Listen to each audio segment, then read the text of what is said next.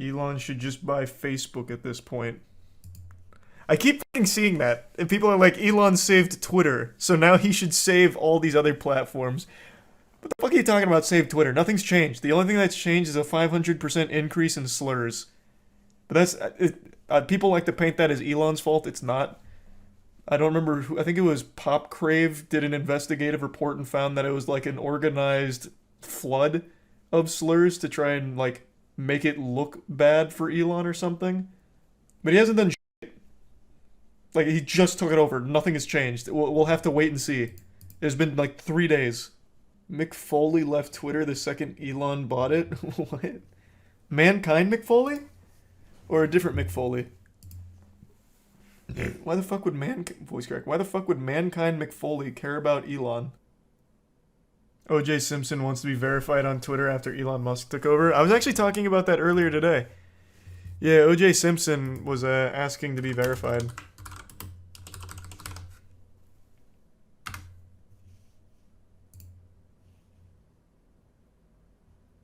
Hey, Twitter world, it's me, yours truly. Let me start off today by congratulating Elon Musk taking over Twitter. Jesus Christ. Maybe I can get authenticated. Maybe I can get a blue check. I've tried for years to get that blue check because there's so many fake O.J. Simpson accounts. One of them is the real O.J. Simpson. Yep. Instead of an O, they have a zero. In any event, there have been a bunch of them, and from time to time, people would say, "Why did you say this?" And I say, "I didn't say it. That was one of those fake accounts." And I'm sure a lot of people probably deal with that. So maybe that will come to an end. Maybe that's what he'll up to sell too, so many fake accounts. In any event, let me talk about what I like talking about, football. Yeah. So maybe OJ Simpson will get verified pretty soon. Who knows? How is this guy free? What's crazy is he got away with murder, but eventually got in prison due to stealing his own memorabilia at some point. Wasn't that what it was? He went back to get some like old OJ Simpson merch. Then he made a book out of it. I remember that. The book was called... hold on, I'm going to guess it and then check it. I think the book was called If I Did It, Here's How I Would Have Done It. Let's see. What was it actually called? It was something like that. The book was If I Did It. Oh, it was just If I Did It. Damn, I got the first part right. I thought it was longer than that. Yeah, it's just called If I Did It, Confessions of the Killer. And this is his book. Thanks, Risa Bua. The if is super obscured on the title as well. Oh my god, yeah. Here, look at the title of the book here. Hold on, let me pull it up. Actually, here, let me just pull up a picture. It'll be quicker. This is the book title. Like, you can't even see the if there. It just says, I did it. Yep. No secrets here. The if is buried in the I. Because the victim's families owns all the rights to the book. They didn't initially though, right? They got the rights to the book after he started writing it. If I remember correctly. It's been years since I looked into this, so I could be wrong, but I'm pretty sure it was after. Oh, the family changed the cover to this. Ah, gotcha. Okay. Gotcha. Okay. But the book title was still If I Did It, right? That never changed. Kind of crazy, OJ has a following still. I've said this before, I'll say it again, I'll always say it. No matter what you do, no matter what you've done, you will always have people that support you. No matter what. That doesn't even just go for celebrities or YouTubers, streamers, anything. It goes for anybody. Literally anyone. Think of the worst person you can imagine. Off the top of your head, what pops into your mind? Maybe someone like Jeffrey Dahmer? And then look at all the people that are idolizing Jeffrey Dahmer right now. It doesn't matter who. It doesn't matter what they've done. There is always going to be people to support them. Always. James Corden. Even James Corden has supporters. As painful as it is for me to say that, James Corden has fans. These are some Colby. You're right, serial killers get love letters / marriage proposals once they're in prison. I recently made that video on Ian Watkins, the lead singer of the Lost Prophets, who turned out to be one of the most prolific pedophiles in all of music history. The guy who legitimately raped a baby, or attempted rape of a baby, performed sexual acts on a baby, and numerous sexual acts on numerous children. He, in prison right now, still has supporters. I think he even recently got engaged to one of his super fans. Let me see. Could be misremembering, though. Oh, well, here's it. Wow. Impressive timing. 7 days ago. Mother who Ian Watkins groomed from prison loses custody of 2-year-old daughter. Because he's still actively getting, like, groupies. Oh, here. I'll pull this up on stream. There's nothing bad here. It's just the title of the article. No matter what you do or what you've done, somehow you will always have supporters. No matter how heinous, how awful, how terrible it is, there's just always going to be supporters. Jared Fogle. I think a lot of people forgot Jared Fogle. I'm sure he has fans somewhere. I don't know where I'd find them, though. This shit was 5 years ago? Oh, you're right. It does say 2017. It said 7 days ago on the Google search. You're right, though. It is 2017. Why does it say 7 days ago? Either way, still. He was already in jail at this point. Must have been edited. Oh, yeah, maybe. Does Chris Chan have any unironic fans? Yeah. Like, of course. What? Absolutely. What? Like, a lot. Any Chris Chan updates? Not that I know of. I don't think there's been any developments in the case. Couldn't tell you. Which is worse, Twitter, Reddit, or Facebook? I get asked that a lot. Answer's always the same. It's Twitter. Twitter just amplifies every voice ever, and everyone can find the most outrageous shit and form their own echo chambers much easier than Facebook or Reddit. Bro, there are open pedophiles and zoophiles that actually have full-blown followings and get thousands of likes on some of their posts talking about it. Twitter is just, it's definitely gotta be the worst. Is zoophile someone who likes zoo porn? It's a lighter term for people who like bestiality, but they call themselves zoophiles because it seems less aggressive. They talk about how animals can consent to having sex with humans, and why it's, like, morally okay to have sex with consenting animals.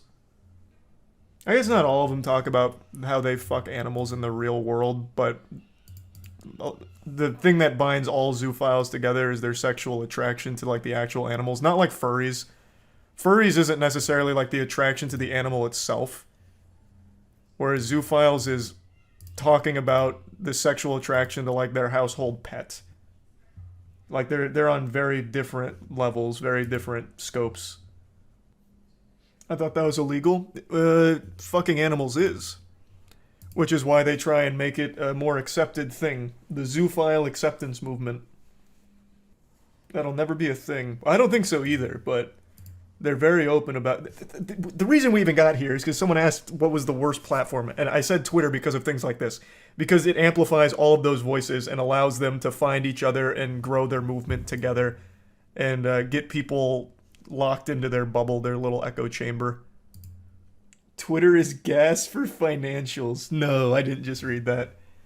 Don't tell me you're getting your fucking financial advice from the, God, what do they call themselves on Twitter?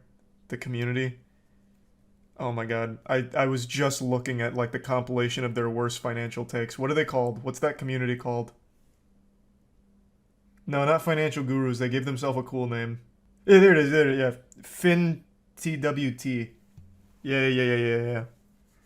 Oh my god, the advice is always so unbelievably bad. Can you show us? Yeah, what's the... Hold on, let me find it. I'm pretty sure I follow the account. There's a whole Twitter dedicated to just posting their worst takes. Let me find it. How can you search your following list? Can you search your following list? Just control F it. True, I guess that'll work. Oh, this isn't exactly the same thing. Do I not follow the Twitter one? TikTok Investors is the one that immediately pops to mind, but this isn't the Twitter side. I thought I followed the one that compiles the Twitter side. TikTok Investors goes so hard, though. Fair amount of bones. And I just, I called my brothers in finance. I'm like, put all of this in Billabong. Yeah, my dad's been a little bit skeptical of my kind of stock instincts as well. What's your portfolio right now? Well, so he wants me to do like more blue chip TikTok stocks, financial and, advice goes so hard. with some of my portfolio on some, more fast rising companies that aren't as well established. But to me, it's like, Dad, that's all just verbiage. You know what I mean? Talk to me real. Talk to me like a man to man. You know what I mean? Yeah. So when I come at him, I just go, Dad, pokey. Yeah. Do you love it? Does everyone love it? Yeah. Who's got the best pokey on the mainland? Bear Flag. Let's invest in them. Yeah. They're not a publicly traded company, which is crazy. Dude. Because what's their market cap? $3 billion. They got 3 stores. Yeah. Yeah. They're probably doing $1 billion each. Dude, their IPO is going to be off the charts. It's going to be huge. Yeah. Yeah. And then That's initial public What offer. the fuck is we're this sitting shit? on that. We're waiting. Financial So then we go, podcast. okay, Pokey Shack. That's a publicly traded company. Yeah. That's when we can invest. My grandma gave me like, a fair amount of bones. It's so good. So there's a massive community on TikTok, and they're all like 15 or 16, that are like, here's how you make $1 million quickly. And half of the advice, I swear to God, half of it comes from here. You need to own apartment complexes. How do you get started on this? Call up any of these buildings and start making an offer. And here's how you lowball them into making an offer to own this as a landlord. It's so dumb. It's so fucking dumb. Yeah, there's some drop shipping, but a lot of it, I swear to God, is about being a landlord. No, it's not satire. You would think it was, and I thought it was at first too, until I kept seeing more and more and more, and I'd go to their pages, and it's just like legitimate's the wrong word, them legitimately trying to give financial advice. It's so bad. It's so bad. What's this? Fuck college, for real. Failing all my classes, hate this shit. I'm gonna get rich. I'm gonna get rich on the stock market, motherfuckers. Amen. They'll never see me coming. I'm already rising. Just wait. $1 million soon. I'll update. This one seems more satirical. So basically, the company that I thought was going to go up went down 30% in one day. So all my positions just got completely wiped out. And then I made another bet that it was going to go up, and it did, but I slept through the market because I took a nap and lost everything. Damn, you hate to see that. The stock market just doesn't want to see you win, champ. Just put more money in. God, it's good. Financial advice on Twitter and TikTok is just the best. Thanks to Prime Brock and the resub TJ. The first one was satire? Oh, the pin tweet? I mean, that could be, I guess. I don't know. I don't know those guys. That one could be satire, I guess. How about financial advice on Reddit? Reddit is bad for a lot of things, but I will give credit where credit is due. Sometimes, a broken clock is right twice a day. Sometimes they will give some of the best goddamn advice that actually does make millionaires by complete fucking accident. Wall Street Bets will often's the wrong word, occasionally will just have a crazy play that pans out wildly. And I'm not even just talking about GME. There was a lot of them that were preaching Bitcoin back in like 2012, and look at how that panned out.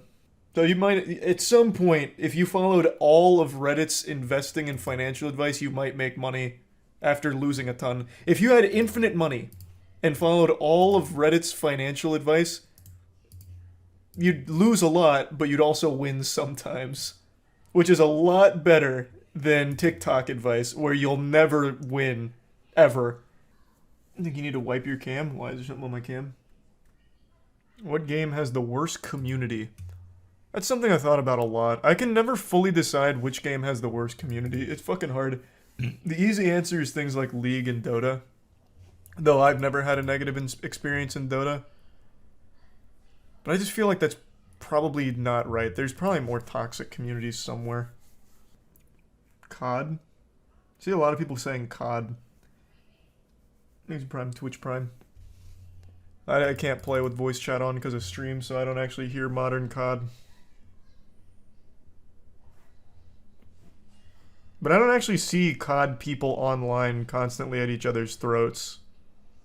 They usually just play their game, rage, call it a night. I don't ever really see them online making a big hoopla. Rust has definitely got to be up there. I agree. Rust is definitely up there in the top 5.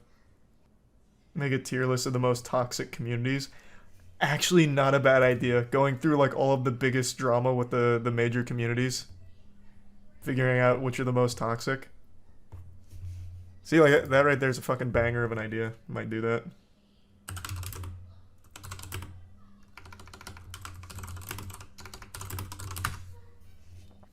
I think it's the Prime Linux. I wanted to do a tier list for conspiracy theories, but they're just too many. Like, that's just such a large tier list encompassing so many different things. I don't know. I don't know if that one would actually be fun. Off topic, but I fucking hate that pedophiles use the acronym MAP, because MAP also stands for Multi-Animator Project, which is a thing a lot of kids engage with. Like my siblings are really involved. Having the same acronym increases the chances of kids coming across pedo content. I've never heard the term multi-animator project, but you did just remind me of something. There was a video that a Smash Bros. Creator just made about Kazuya, and it was like, his CP is too good, or something like that. And obviously it started making the rounds on Twitter, because CP is a pretty common acronym, or pretty common for child porn, but it's also pretty common in games too. Like, for example, channel points on Twitch. When people used to abbreviate it, it'd be, I have like 200 CP. It's like, damn, that fucking sucks. Like, that's a terrible acronym. Like, that looks awful.